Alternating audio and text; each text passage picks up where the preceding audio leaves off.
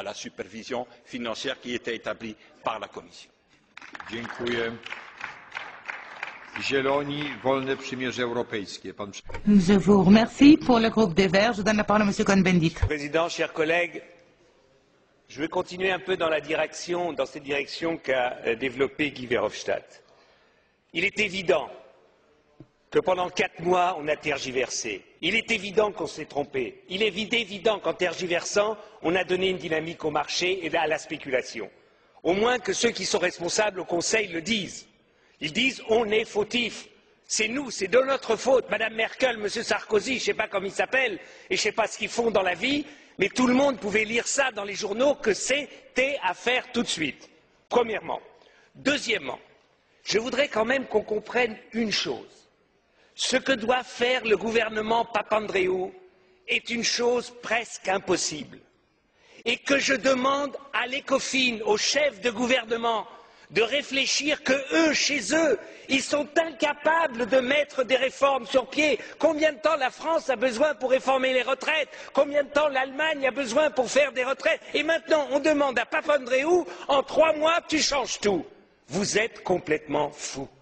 Et la preuve, c'est ce qui se passe en Grèce. On ne donne pas à la Grèce, à M. Papandréou, le temps de trouver un consensus en Grèce, de trouver un consensus. On ne change, il n'y a pas d'identification en Grèce avec l'État.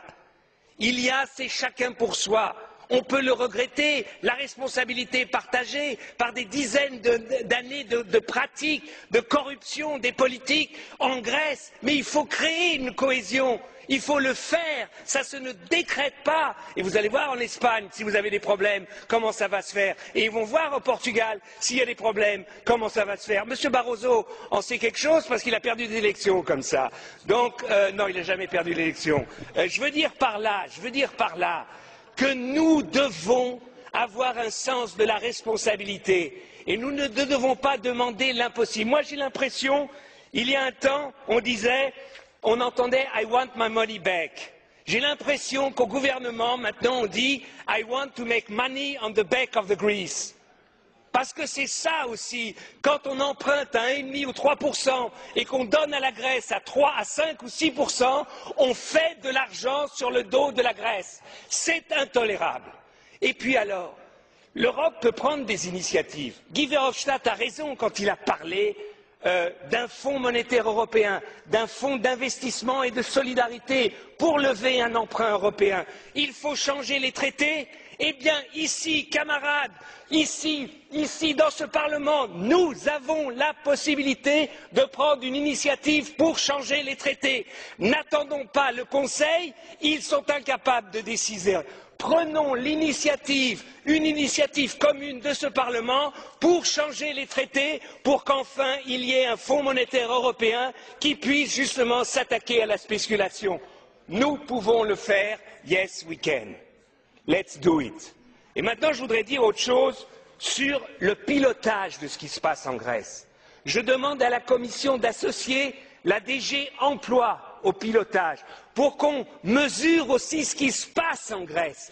Et je demande au Conseil de dire au FMI d'associer le Bureau international du travail au pilotage de ce qui se passe en Grèce. Parce que ce sont des êtres humains, il y a des problèmes d'emploi, il y a des salariés, et je trouve que ce n'est pas seulement la finance qui doit dicter, mais aussi la sécurité et les bureaux internationaux du travail ou la DG Emploi seraient un correctif à la folie des fois de ceux qui ne décident que sur la finance.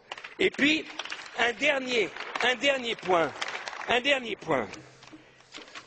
Il y a une possibilité d'aider le budget grec. Simple. C'est de prendre une initiative, l'Union européenne, pour le désarmement dans la région.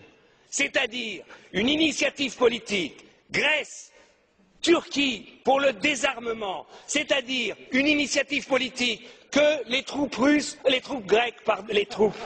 turques, se retirent de Chypre Nord, qu'il y ait un désarmement. Je dis une chose, on est quand même hypocrite. Ces derniers mois, la France a vendu 6 frégates à la Grèce pour 2,5 milliards, des hélicoptères pour plus de 400 millions, des Rafales, un Rafale à 100 millions. Là, malheureusement, mon espionnage ne m'a pas permis de dire si c'est 10 ou 20 ou 30 Rafales. Ça fait presque 3 milliards. Et puis il y a l'Allemagne a vendu 6 sous-marins dans les prochaines années à la Grèce il y a quelques mois. Ça fait 1 milliard.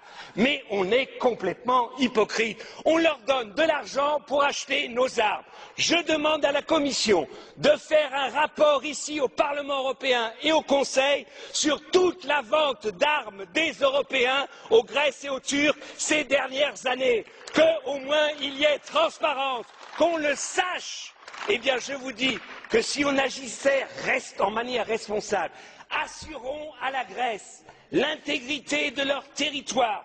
Les Grecs ont 100 000 soldats. Plus de 100 000, l'Allemagne en a 200 000.